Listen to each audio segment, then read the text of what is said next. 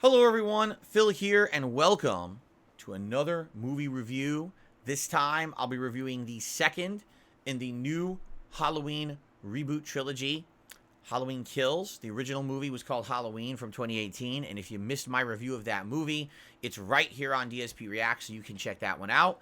This is the middle movie of this trilogy, and then there is a final movie called Halloween Ends, and that I'll be reviewing likely in the next 1 to 2 weeks as I watch it. So, the Halloween 2018 reboot movie, in my opinion, wasn't that bad. It certainly didn't redefine the genre. It had a few questionable moments and interesting choices of plot and the like, but the idea that everything that has happened after the original Halloween movie was not happening, it actually never really happened, and that Michael Myers was captured after his rampage through Haddonfield? I keep forgetting the name of the actual town. But the fact that, the cops actually stopped him, incarcerated him, and basically he's been in a mental institution for 40 years, breaks out, and goes back on a homicidal rampage through the same town again. It's kind of an interesting premise, although it's not perfect. So when it was announced that this film was going to be a trilogy, not just a single movie, you have to wonder what's going to happen in each movie that's going to make it more interesting, especially because since it's a trilogy, in this movie, Halloween Kills, Michael Myers is not going to be killed or stopped. Also, the protagonists from the last movie, so Laurie Strode and her family, also can't be killed or stopped, because obviously there's going to be a final movie. What's going to happen if they're all dead? Then what's the point, right? So, ultimately, Halloween Kills finds itself floundering, trying to find some meaning. Now, the cool thing about the movie is that it tries something different. However, there's a difference between trying and succeeding. Ladies and gentlemen, I'm going to warn you right now. I have to spoil this movie to review it, because it is the very premise of the plot and what happens in the movie that is my major problems with it. So therefore, if you were going to watch this movie for yourself and you did not want to be spoiled, I strongly recommend you do not watch this review starting now, because I am about to start spoiling the movie in a big way because I am so highly critical of it. Okay? First of all, this movie should have a much better title that would actually be more representative of what the movie is. It actually should be called Halloween Kills Time, because as the middle movie of this trilogy, you can tell as you watch it, they had no idea what to do with this movie. The first movie is the reintroduction of Michael Myers to his old hometown and how people are dealing with the fact that 40 years later the killer is back. The last movie likely will deal with how you stop him, right? But this movie is so ludicrous because they don't know what to do with it, so they make it a filler movie. And it's funny because you can argue that the sequel typically does not live up to the hype of the original. But you can look at some classic movie trilogies like Star Wars, where Empire Strikes Back arguably is the best movie in the entire trilogy. Yikes, I would be hard-pressed to say that this movie is worth your time. In fact, I'll be honest with you, the best way I can review this movie in a quick review before I even spoil anything about it is this. I wish I could get my 90 minutes back, because there wasn't a single real moment outside of maybe a few of the kills being kind of gory and creative and ooh kind of moments. Oh, he really got it bad, right? Outside of that, there's really no enjoyment to be had in this movie whatsoever, all right? The whole movie is a false premise set up to fail from the start that just leaves you feeling incredibly let down at the end. So watching the 90 plus minutes just makes you more deflated at the end. By the way, I watched the extended cut, which I guess supposedly added in some more backstory. So allow me to actually spoil the movie now so I can tell you what's wrong with it, all right? The premise of Halloween Kills is that at the end of Halloween 2018, Michael Myers did not die.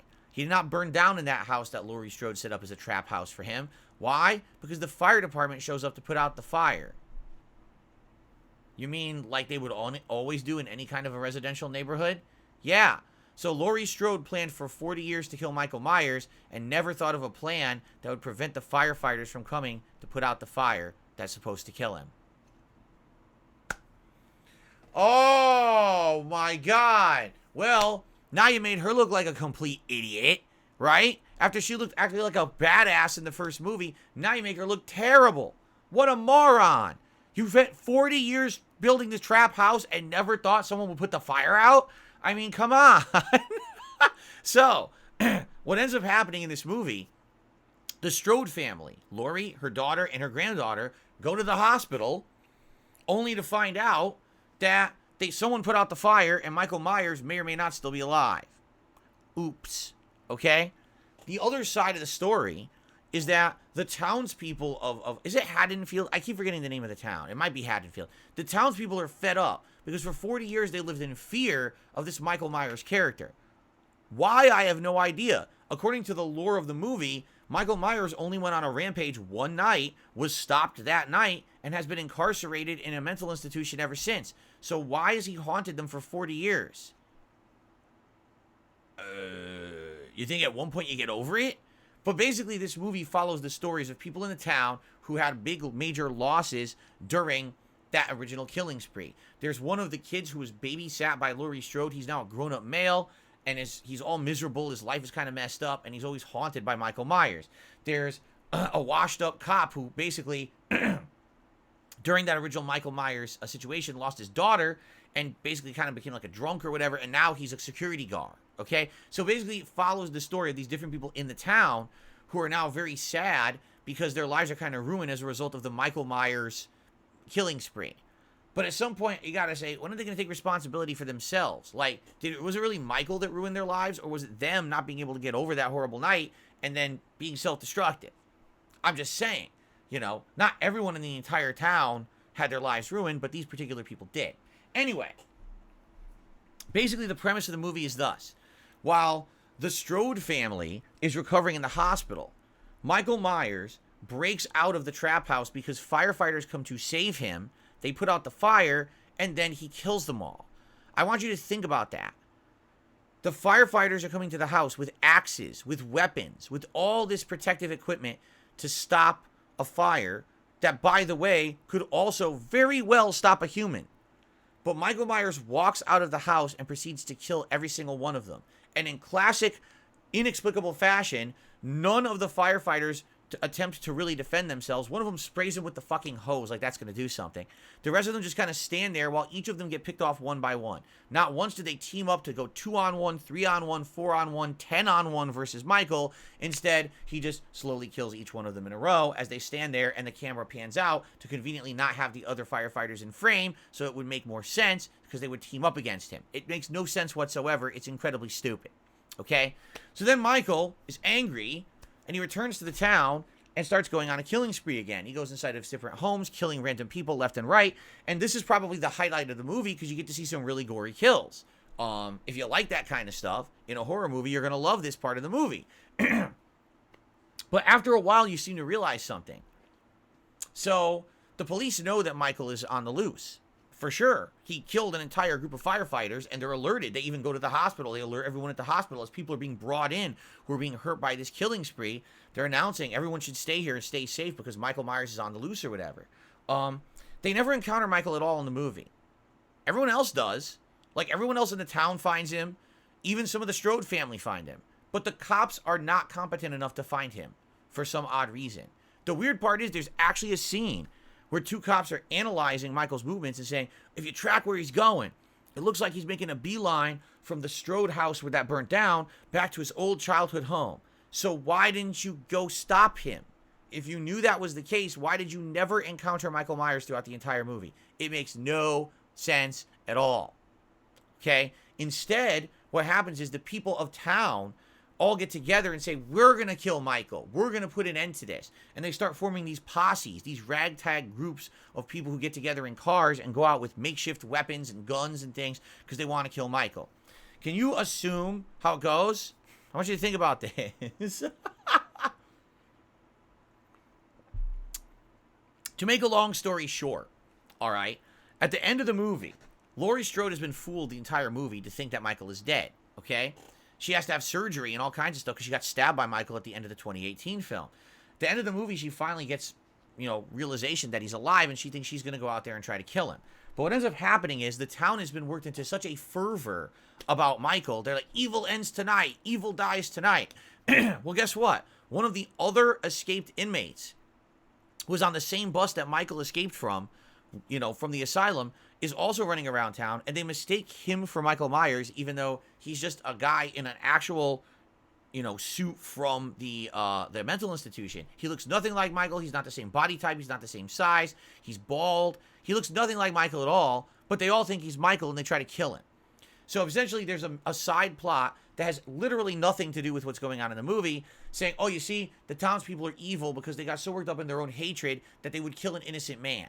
Okay? That's a whole side plot of the movie. It's completely superfluous. It's not entertaining. Doesn't teach you anything. It's just there to fill time. Okay? Then there's another side plot with a gay couple. Two men who are, I guess, married, and they're actually entertaining characters. You keep going back to them, and first they're dealing with wily trick-or-treaters who are trying to fool them and steal all of their candy from their house, and then they're doing pranks to them, and they're trying to deal with these trick-or-treaters. So they're kind of fun, interesting characters, okay? Michael comes and just murders them. And there's literally no rhyme or reason for it, except guess what? The house they own is Michael Myers' old childhood home. So you spend, I'm not kidding, probably in this movie 20 or more minutes out of a 90-minute movie. You spend almost a third of the movie with this couple, only for them to be slaughtered at the end by Michael Myers, just because they're in his house. No real reason for it. Why did they spend that much time on this couple? Because it's a filler movie. See? They needed all these filler subplots to fill time, because they didn't have anything to do in this movie. It's a worthless movie. Then at the end, the plot is that in order to stop Michael Myers, okay, they need to lure him out of his childhood home into a trap.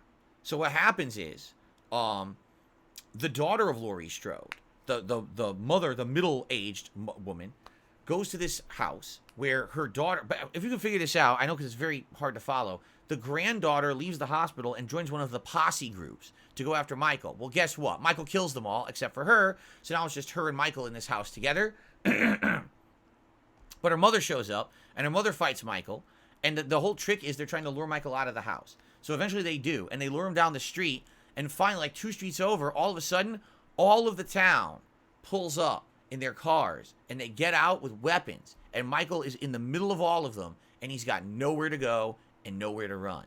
This is the one scene of the movie that feels like an ultimate culmination. Wow.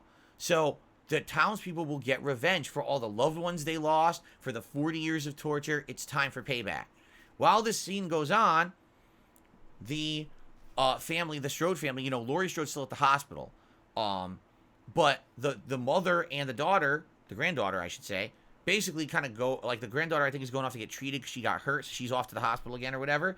And then the mother goes back inside Michael Myers' house, childhood house. Why? I have no idea. I have no idea why she goes back there, but she goes back there. Okay? So then it's the town versus Michael. And everyone in the town destroys Michael Myers. They smash his legs. They break his back. They beat the crap out of him with all kinds of weapons. And eventually I think he gets shot. And then finally he's down. And that should be the end of the movie. But it's not. Because this is the second movie in a trilogy. So they have to completely negate anything that just happened in that movie that would have any value. So what they do is they do exactly the same thing that they did with the scene with the firefighters. Michael Myers gets up, and out of nowhere, all the townspeople vanish. All of a sudden, the camera shots are just one-on-one shots of Michael killing each person in the town in a row. No one teams up. No one tries to stop him. It's just one single murder, one single murder, one single murder, one single murder, all framed so you can only see the 2 people in the shot. It's a complete waste of time. It's really, like, this whole movie is an utter waste of time. I can't believe they made it. I can't believe I watched it, and I can't believe they charged money to see it. It's like, why does it exist? Halloween Kills Time is exactly correct. It's 90 minutes of wasted time to say, hey, we wanted a trilogy, but we really didn't have anything to fill a second movie, so we made up an idea that the town would attack Michael, but of course they can't win because he has to come back for the third one. So what were they thinking? I have no idea besides money. If we make a trilogy, people will see the second one and we'll make extra money. It was a horrible movie. So just so you know, for the big cliffhanger ending, all right, not only does Michael kill pretty much half the town in this scene, which makes no sense because again they never show him fighting more than one person at a time. Then he goes back to his childhood house and inexplicably, oh look, the daughter of Laurie Strode is still there for no fucking reason, and he goes there and he stabs her, and that's the end of the movie. Now the big ending that's supposed to get you pumped for the third movie is that it ends with Laurie Strode storming out of the hospital with a big butcher knife in her hand saying, I'm gonna kill Michael, and that's it. Now, there's other plot lines as well. Like, for example, I guess what they're trying to emphasize now is that Michael Myers never wanted to go kill Laurie Strode in the first movie. That was the doctor from his institution who drove him to her house to try to get a reaction out of him and make him go crazy or something. It's kind of convoluted in that way. At the same time, it doesn't really matter. Like I said, this whole movie could have completely been a skip. And there's other issues in this movie as well. Some of the shots are terrible. Like I said, I don't like the single shots. Why does it doesn't make sense. You're fighting 20 people. Why does it only show him interacting with one person at a time to easily kill them? There's no sense there. It's like, it's nonsensical. Some of the shots are too dark. A lot of the shots are outdoor shots, and they're filmed so darkly, you can't tell what's going on. I'm sorry, but when I watch a movie, I actually want to see what's happening in the fucking movie. I don't want to have to guess because you're in the middle of the dark at night and I can't see half the shit.